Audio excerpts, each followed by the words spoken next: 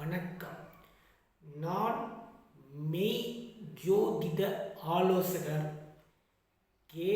கார்த்திகேயன், கள்ளக்குறிச்சியிலிருந்து பேசுகிறேன். இன்றைக்கு நாம் பார்க்க போகும் தலைப்பு, மன அழுத்தம் எதனால் வருகிறது? காற்று தன்மையால் ஏற்படக்கூடிய மன அழுத்தம் என்ன? காற்று தன்மையால் வரக்கூடிய மன அழுத்தங்கள் எவ்வாறு இருக்கும்? காற்று தன்மை என்பது மிதுனம், துலாம், கும்பம். சரி, மன அழுத்தம் என்பது இயலாமையால் வரும். ஒரு மனிதனின் உணர்வுகளின் இயலாமையாலும் உணர்ச்சிகளின் இயலாமையாலும் உணர்வுகளை எதிர்பார்த்து அந்த உணர்வுகள் நமக்கு கிடைக்கவில்லை, அந்த செயல்கள் நமக்கு நடைபெறவில்லை, அப்படிங்கிறதுனால வரக்கூடிய மன அழுத்தமே இதுவே என்னது? மன அழுத்தம், ஸ்ட்ரெஸ் எனப்படுகிறது. காற்று தன்மையால் வரக்கூடிய மன அழுத்தம் என்ன? இவங்க என்ன பண்ணுவாங்கன்னா, ஒரு வேளை ரெண்டு வேளைனா பல்வேறு வேலைகளை மொத்தமாக இழுத்து போட்டு கொண்டு செய்வார்கள். காற்று தன்மை ஒரு உதாரணத்துக்கு, இப்போ காலையில் சைக்கிளிங், அடுத்தது ஜிம்மு, அடுத்தது கார் ட்ரைவிங், அடுத்தது லைப்ரரி, அடுத்தது இப்படின்னு பல்வேறு, ஒரு உதாரணத்துக்கு சொல்கிறேன், இப்படி பல்வேறு வேலைகளை இவர்கள் மொத்தமாக இழுத்து போட்டு கொண்டு செய்ய தொடங்குகிறார்கள்.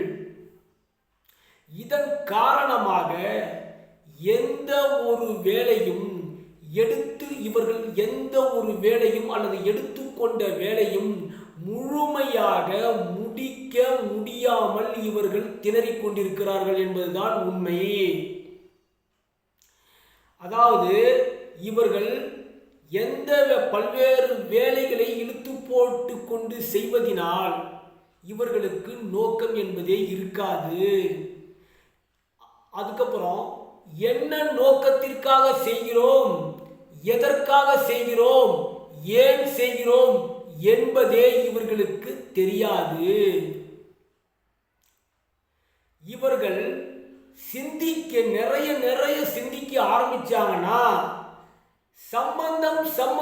சம்பந்தம் இல்லாத விஷயங்களை இவர்கள் சிந்திக்க தொடங்குகிறார்கள். இவர்களுக்கு மிகப்பெரிய ஒரு குறை என்ன என்பதால், நாம் எல்லோருக்கும் நல்ல பிள்ளையாக நடந்து கொள்ள வேண்டும் என்று நினைப்பது, எல்லோருக்கிட்டையும் நல்ல பேர் எடுக்கணும் என்று நினைக்கிறது. இப்படியே நல்ல பேர் எடுக்கணும், எல்லோருக்கிட்டையும் நல்ல பிள்ளையா நடக்கணும் என்று முயற்சி செஞ்சு அதனால் இவர்கள் கடைசியில எல்லோருக்கிட்டையும் அதிருப்தியும் ஏமாற்றங்களையும் இழப்புகளையும் இவர்கள் சந்திக்க தொடங்குகிறார்கள். இங்க பிரச்சனை தான்.